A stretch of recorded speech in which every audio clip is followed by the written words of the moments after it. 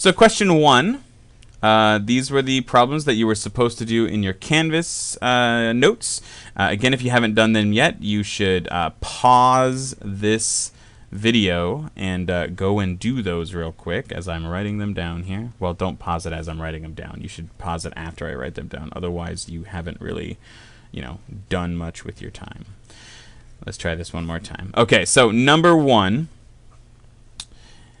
we have y equals 2 to the x power. So remember, when we're looking at exponential growth, we are looking at the b value, right? Look at growth rate. And the growth rate is the b value. So this growth rate is 2, which means it is growth. Because values that are b values that are greater than or equal to 1 are growth. Number 2, we have 0.5 as the b value. Again, look at the b value. The b value is 0.5. In this case, we have decay. Because numbers that are between -1 and 1 represent decay. This one here, number 3, again, we've got this extra 3 in here. Remember, that's a times b to the x. The b value is the one that has the exponent. This is the value that we're looking at to decide if it's growth or decay. This is decay, because numbers between 1 and -1 represent decay, and that's 0.96. And then finally, our last one, notice how all I did on this one was switch those numbers around.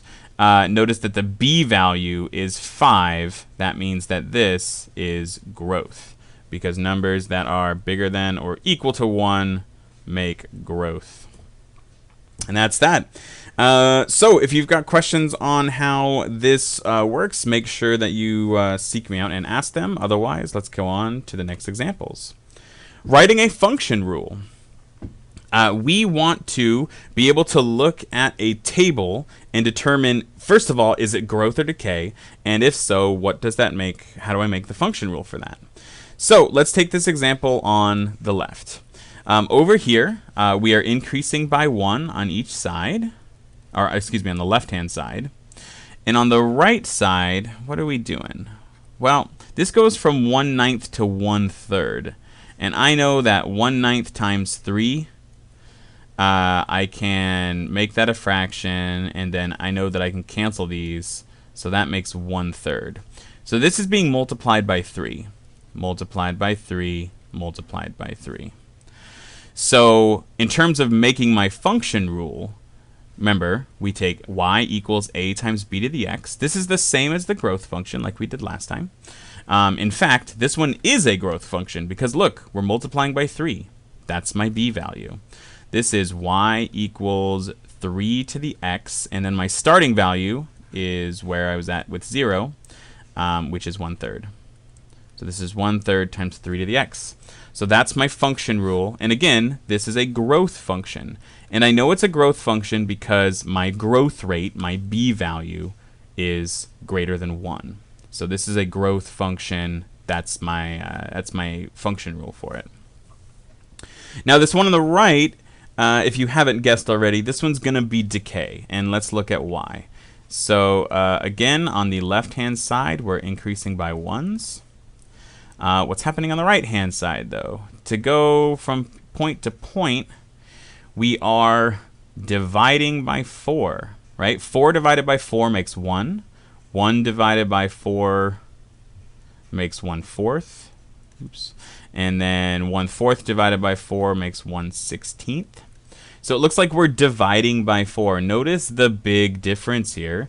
We're multiplying by 3 here. We're dividing by 4 here. So this is going to be exponential decay this time. But how do I come up with that growth value? Because it's not 4. Because if it was 4, that would mean it's growth. What you guys need to remember is that dividing by 4